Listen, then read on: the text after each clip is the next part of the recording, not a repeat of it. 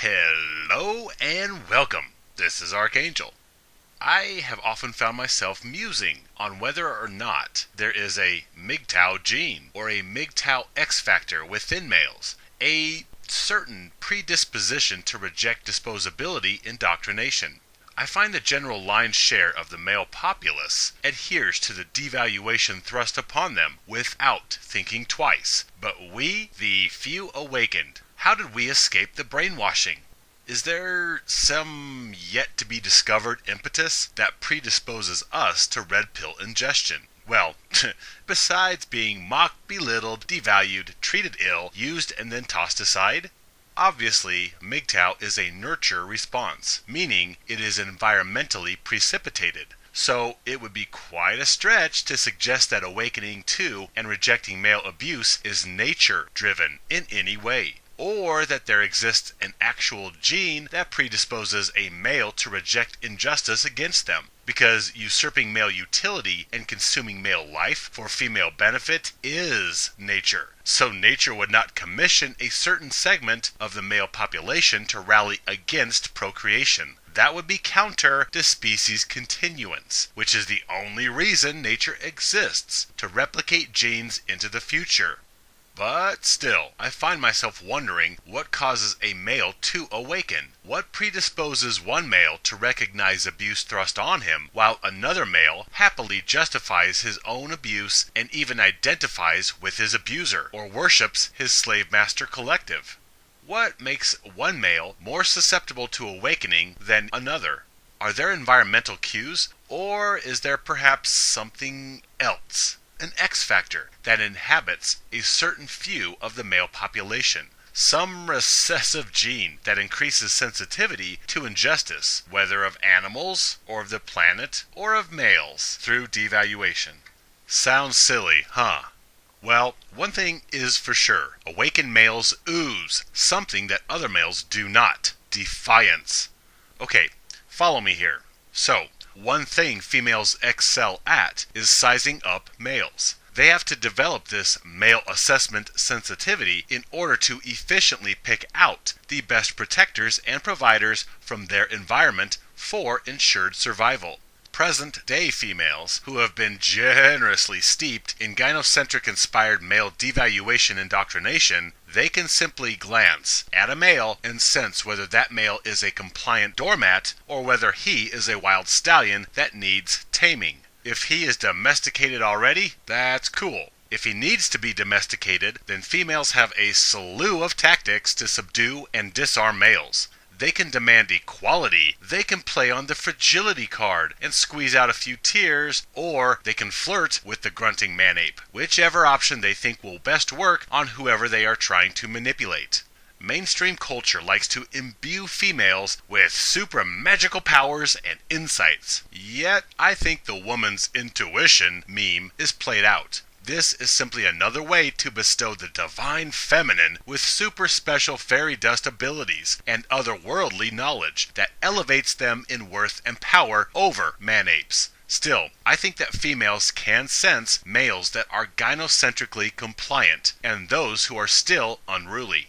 Many an awakened male has made the observation that females can sense if you are a simp or you are empowered and sovereign. And if you are empowered, most will not even approach you, though the hotter, more self-important chicks may still try, since they think they are irresistible to man-shovels. Anyhow, I sat one day wondering, is there something else in a male's makeup that causes one to awaken and another to remain heavily sedated under gynocentrism?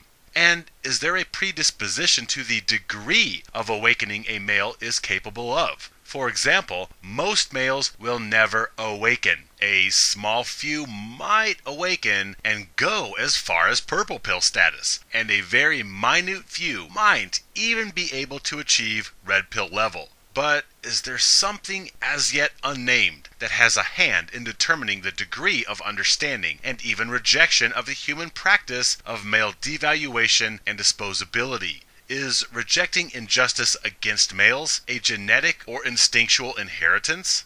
Or might the occurrence of awakening to male disposability be a higher consciousness function, or even a spiritual attribute, where we become aware of injustice on this planet and feel passion born deep in our soul to fight inequity? Well, on the query over genetics or instincts, I am inclined to respond with an enthusiastic maybe. Maybe fighting male injustice is a built-in inclination in the same way survival of oneself or of sexual preference is a born-in proclivity. Now, obviously, to come to a point of being red pill, a male has to have been party to or witness to blatant male abuse, and this drives a very prominent environmental factor in this equation. But again, is there some as yet unknown X factor that separates males, since all males are made to languish under the male devaluation indoctrination? What separates the blue pill male who justifies that abuse from the awakened male who proselytizes against it? That's curious.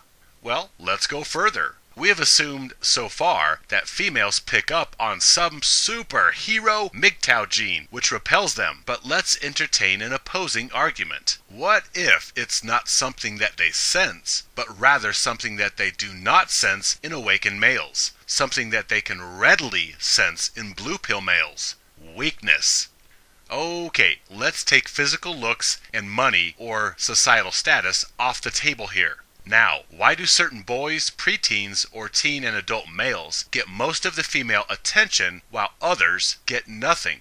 Many a conventionally trained citizen will say that females can sense the assertiveness of an alpha within certain males, and naturally they flock to them, and thus the beta geeks get no attention. Well, until the stretched out road-hard put-up wet female with her fake nails and tricolored hair has eclipsed her sell-by date and comes looking for a chump to carry them settle down with, at which point these betas, who have been starved for female acknowledgement and attention for years on end, are more than happy to take on this used-up mule with her money-spending addiction and a face that has more paint on it than a Van Gogh canvas. Thus, another viable hypothesis is that it is not so much strength, but rather weakness a female may pick up on. I surmise that certain boys, certain teens, certain adult males get the lion's share of female attention because females sense a gynocentric weakness in them. That's right. Set aside all the psychological hypotheses and various conservative paradigms, and it may be that, in today's cultural atmosphere, what determines a male's success with the ladies is if a male broadcasts a female sympathetic weakness. And by success, I mean males that receive female attention as they lie with a needle stuck in their arm, donating time, energy, and life essence to those females. Alpha, beta, bookworm, bad boy, none of this matters. The only thing females care about is a male's utility capability, how much money and protection he provides or has the future capacity to provide. This is all that matters to females, and so obviously females are drawn to those males that exude gynocentric sympathies, since they will roll over and deliver her utility without resistance. So I find it quite plausible that the popular boys or teens or males are those that advertise gynocentrism as their co-pilot in life.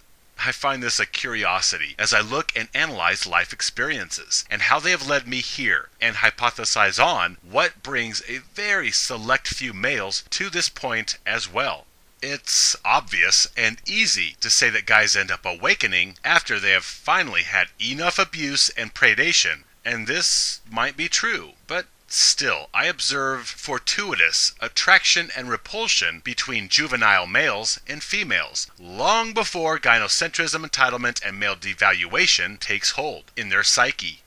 For example, I was never liked by little girls, nor did I receive much attention from teens or adult females as I grew, my stripping adventures notwithstanding. So females really did not take to me at all. This is a curiosity, knowing that I am now a fierce warrior who opposes gynocentrism. Maybe in my younger days, females could somehow sense the seed of gynocentric opposition inside me, though I tried for many years to bow to the divine feminine like every other dude. Still, females might subconsciously have sensed that one day I would seek to overthrow their stranglehold over males. It seems that there must have been some X factor that I was transmitting that females sensed, and it displeased and repelled them. Moreover, my friends' girlfriends or wives have never liked me either. Gee, why is this? Females' sense of gynocentric weakness extends to all males, including a boyfriend or husband's friends. And if she senses the old man's friends as being a gynocentric combatant, then that is a direct threat to the spell she has the husband or boyfriend under. And she must dispatch the friends from hanging out with her husband. If a female senses a threat from a particular male, she will shun him and cause those males under her control to shun him also. It's not hard to understand that she wants to keep her power structure intact and growing. So inevitably, when a friend's lady sensed the seed of dissent in me, then he would suddenly become more and more distant until he finally pulls an MIA. That is, until she does him wrong, and then he comes looking for his friend once again. I hear this same sentiment from other awakened males. They were never really embraced by the female populace in general, and this has been a theme in their lives since they were very small children. Now, this also invokes the chicken or the egg argument. Are males awakened to gynocentrism because females ignored them, or did females ignore them because they were destined to be warriors against female interests, and females could sense the seeds of rebellion within them, and therefore females simply avoided these males throughout their lives? Well, both explanations can be successfully argued. Yet, having experienced this and giving it hindsight attention, I would say that the latter is more applicable. Females can sense gynocentric dissent within certain males, and thus they avoid these troublemakers, because otherwise females would not ignore any male no matter how ugly or unsightly or disruptive he may be, because she wants the opportunity for utility from all males, and a male she ignores or marginalizes is a male she may not be able to siphon utility from with flirtation or playing the weak damsel in need. Plus, any attention from anybody goes towards boosting female ego, and females lavish themselves with ego boosts. So, females do not want to ignore or estrange any male, because you never know what she can manipulate out of him when she needs. So, it would take something pretty repulsive to make females ignore specific males. And sensing a Vader within Anakin, yeah, this fits the observations I've made to a T. I have always wondered that since females have this ability to size up males and formulate which tactics to use on them to make them compliant doormats, and since even little boys are ostracized by little girls and adult women alike, even while these little boys are still innocent, blank canvases long before they have a chance to learn about male devaluation and to rail against it, this makes me hypothesize that there is something etheric, non-tangible, that females and their male servants pick up on, which offends their sensibilities and priorities of female elevation. It's kind of like they sense a Mgtow seed in certain males, which reminds me of the beginning of a certain song. The head nurse spoke up, said leave this one alone. She could tell right away that I was bad to the bone. What if there is a Mgtow seed, a Mgtow X factor that females can sense in certain males throughout the various stages of his life? What if I possess some unseen cue, like a pheromone, that causes female teachers, classmates, family members, neighbors, etc., to never really take a shine to me? And it is especially noticeable with friends as girlfriends or wives. And I find it noteworthy that I rebelled against religion, against society, against male abusive themes in mainstream pop culture. And simultaneously, the general gynocentric populace has never been at ease around me, and I have never received widespread approval. And now I am awakened and fervently seeking to awaken other males. Is this coincidence? Maybe there are many males that have emerging Mgtow traits that, when they manifest, they are suddenly labeled with ADD or ADHD or autism or some form of learning challenge in order to put these unruly males on all kinds of medication to neuter their rebellious spirit while we escalate their gynocentric indoctrination. And when we say males have learning deficits, what is really meant is that there is an indoctrination impediment. The societal brainwashing has been unsuccessful thus far. In this case, unruly males are presenting resistance to their shovel programming. Now, obviously, in many cases, Mgtow is completely explainable by nurture, meaning reaction to hostile environment. I mean, you can watch the rise of the male rebel in direct correlation to the rise of feminism and the worship of the divine feminine starting in the 50s with such icons as James Dean. Then, throughout the years, we get hippies and males with long hair. Then tattoos become commonplace, along with piercings, and such rebellions to appearance and resistance to conformity continues to this day. Music is another reflection of reaction to increasingly toxic environments. The music males made spoke of increasing rebellion. For example, the electric guitar was nearly unheard of in the 40s and 50s. Then, in the later 60s, we get Black Sabbath, an increasing use of the electric guitar, which is a vibrational reflection of the internal turmoil that males felt. Then, such electric chords only got harder and more frenzied into the 80s and 90s, to today, where metal is so furious it blows car speakers. It may be a loose correlation, but as feminism advanced, and as male devaluation and usury became more and more venomous over the years, so too has metal become harder and faster to mirror males' internal strife. This observation is pretty self-explanatory, as is the rise of male suicide over the last half-century, as traditionalism and feminism have gone on, warring against one another, meanwhile creating a toxic wasteland of male worth and value in their wake. Anyhow, certain males awakening while most males slumber in happy slavery, this gives me pause to contemplate why. Why do certain males awaken while other males who have been done wrong by mothers, female friends, teachers, lovers, girlfriends, wives, society, etc., time after time after time, yet they still exalt and search for salvation through the feminine? Yes, you can say that Mgtow is response to environment, but I can give you millions of examples where males have been brutally used and abused by females, and they are still happy slaves identifying with and protecting their slave masters. Hence, the nurture part of awakening only covers certain cases. So perhaps there is another factor at play that causes a male to go Mgtow. Furthermore, while contemplating such reasonings, I observe that females take to certain males and eschew others, which gives me pause to allow hypothesis to formulate. And thus I come to the conclusion that perhaps females are using an ability to sense gynocentric defiance or a lack of gynocentric weakness in certain males, which tells her that she may not be able to easily exploit these males, and so she leaves that one alone.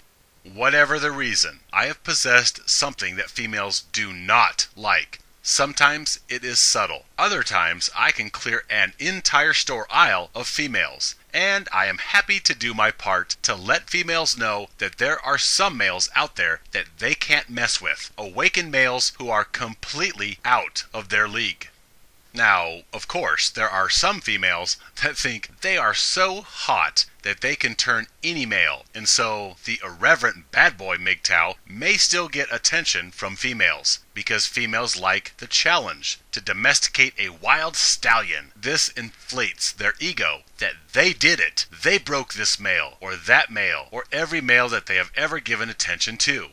Another plausibility might be that perhaps it's as simple as females read male body cues to decipher whether he is a friend or a foe, much like you read the ears or tail language of a strange dog before approaching it. So the pathetic masses of simps have their tongues out and their tails wagging, which cues females to approach them. Their body language is saying, I will roll over for you, and carry your heavy stuff, and open your doors, and pay your bills, and die for you if need be. while others, such as myself, we have our hackles raised and our ears perked like a Doberman's, which communicates, "Don't even try it, sister." Still, to observe that certain little boys are eschewed while others are greatly accepted and cooed over by females, this suggests that there may be some hidden factor, something unquantifiable in play here. So, whether I was born with it, or whether I was subjected to some freak radioactivity somewhere, or whether I was abducted by aliens and implanted, either way, I am a rare bird indeed, for I have this X factor that causes the female collective to pull their covers over their head at night and pray for deliverance.